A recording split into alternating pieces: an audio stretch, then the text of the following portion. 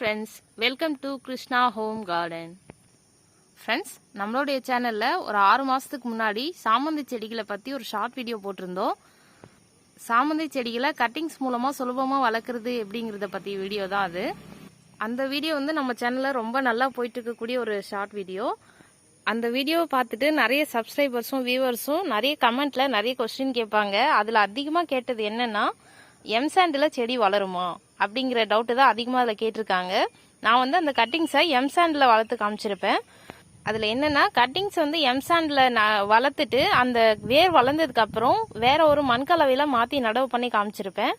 அது நிறைய பேருக்கு சரியாக புரியலன்னு நினைக்கிறேன். அதை பற்றி தெளிவாக இந்த வீடியோவில் பார்ப்போம். பொதுவாக சாமந்தி செடிகளை கட்டிங்ஸ் மூலமாக ரொம்ப சுலபமாக நம்மளால வளர்க்க முடியும். பாருங்க, இந்த மாதிரி ஒரு கட்டிங்க இந்த அளவு கிள்ளி நம்ம அப்படியே ஒரு மணல்ல நடவு பண்ணி வச்சோம்னா சுலபமா வேர் வளர்ந்துரும். அந்த டைம் என்கிட்ட மணல் இல்லை, அதனால எம்சாண்டை நான் யூஸ் பண்ணிக்கிட்டேன். மணல் எதுக்காகனா, மணல்ல நிறைய தண்ணி தேங்காது, ஆனா ஈரப்பதத்தை தக்க வச்சுக்கும். அதுக்காக தான் மணல் நம்ம எடுத்துக்கிறோம். ஒரு ஈரப்பதம் மண்ணில் இருந்துகிட்டே இருக்கும்போது இந்த கட்டிங்ஸ்ல வேர் வளர்றதுக்கு ரொம்பவே ஈஸியா இருக்கும், ரொம்ப ஹெல்ப்ஃபுல்லா இருக்கும். அதுக்காக தான் நான் மணல்ல நடவு பண்ணது. நீங்க சாதாரண மண்கலவையில நடவு பண்ணாலும் வரும், ஆனா மணல்ல ரொம்பவே சீக்கிரமா வளரும் வேர்கள். அதனாலதான் நான் மணல்ல நடவு பண்ணது.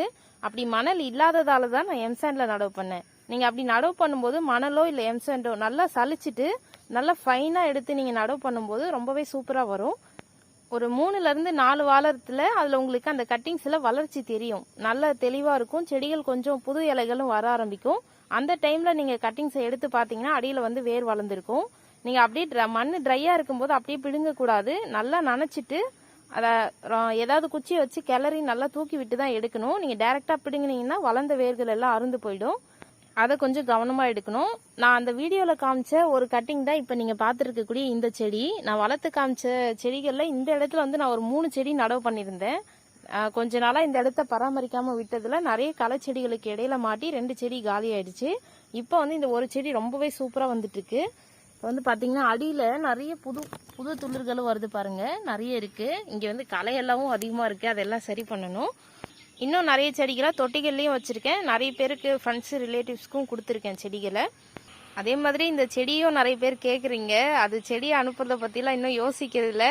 ஒருவேளை ஃபியூச்சரில் இந்த மாதிரி கொரியரில் செடியெல்லாம் செட் பண்ண முடியும்னா நான் அப்போ சேனலில் சொல்கிறேன் அதை பற்றி.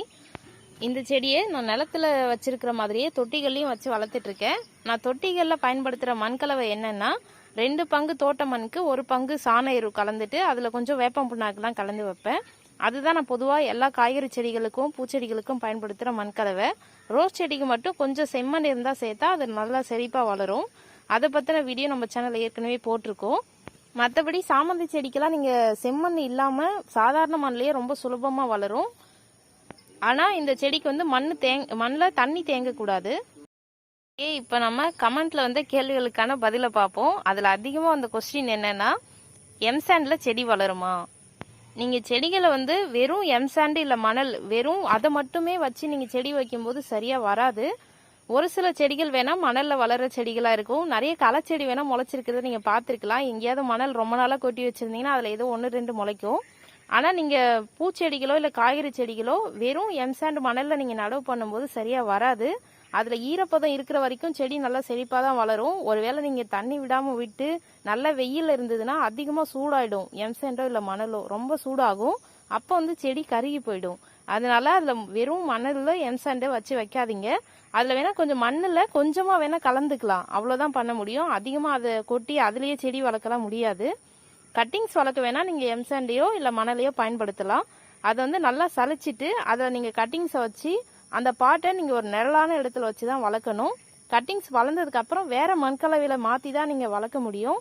டைரக்டா நீங்க அதுலயே வச்சு வளர்க்க முடியாது. இது நான் அனுபவத்துல பார்த்தது. அதுக்கப்புறம் நீங்க அதை ட்ரை பண்ணி பார்க்கறதுனா பாருங்க. இது எனக்கு கமெண்ட்ல கேள்விகளுக்கான நான் சொல்ற பதில் இதுதான். ஓகே ஃப்ரெண்ட்ஸ், இப்போ அடுத்ததா நாம இந்த மறுபடியும் கட்டிங்ஸ் நான் நடவு பண்ணி வச்சிருக்கேன். அதெல்லாம் நான் உங்களுக்கு எடுத்து காமிக்கிறேன். ஃப்ரெண்ட்ஸ், இந்த டப்பாக்குள்ள தான் வச்சிருக்கேன் பாருங்க கட்டிங்ஸை. இதுல நிறைய கட்டிங்ஸ் வச்சிருந்தேன். சில கட்டிங்ஸை ஒரு ஃப்ரெண்ட்ஸ் ரிலேட்டிவ்ஸ் கேட்டாங்கன்னா அவங்களுக்கும் கொடுத்துருக்கேன். நம்ம தோட்டத்திலயும் ஒரு சிலதை நடவு பண்ணிருக்கேன். இது கூடவே பாருங்க, இதுல சாமந்தி செடி மட்டும் இல்லை, இது மென்தால் செடி. இதுலயே ஒரு சின்ன கட்டிங்கா தான் வச்சேன் பாருங்க. இந்த அளவு ஒரு கிளைய தான் கிள்ளி வச்சிருந்தேன். ஆனா அதுல பாருங்க எவ்வளவு சூப்பரா வளர்ந்துருக்குன்னு. இப்போ வந்து இதை நான் இந்த டப்பாவை கொட்டி காமிக்கிறேன் உங்களுக்கு எப்படி வேர் வளர்ந்துருக்குன்னு. நீங்கள் எடுக்கும்போது அப்படியே பிடுங்கி எடுத்தீங்கன்னா வேர் வந்து கட் ஆகிடும். இந்த மாதிரி நல்லா தண்ணியை விட்டு நனைச்சிட்டு தான் நீங்கள் இதை எடுக்கணும். உங்களுக்கு இதை எப்படி அப்படியே எடுக்கணும்னு தெரியலன்னா எல்லா சைடும் இந்த மாதிரி டப்பாவை திருப்பி வச்சு தட்டினீங்கன்னா அது அப்படியே மண்ணு லூஸ் ஆகிடும். நீங்கள் இப்படி சாய்க்கும் போது பாருங்கள் அழகாக வருது பாருங்கள். இது மாதிரி தட்டிட்டு எடுத்தீங்கன்னா ஈஸியாக வந்துடும் வெளியில். அவ்வளோதான், அழகாக வந்துருச்சு பாருங்கள்.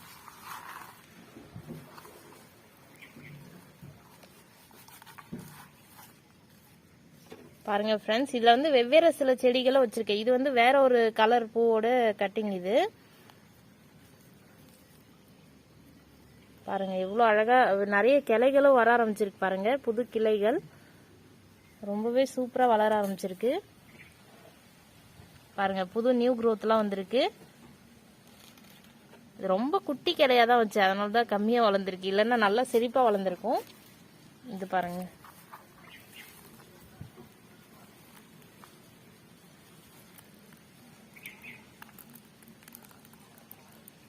இதுவும் கிட்டத்தட்ட மணல்னு தான் சொல்லணும்.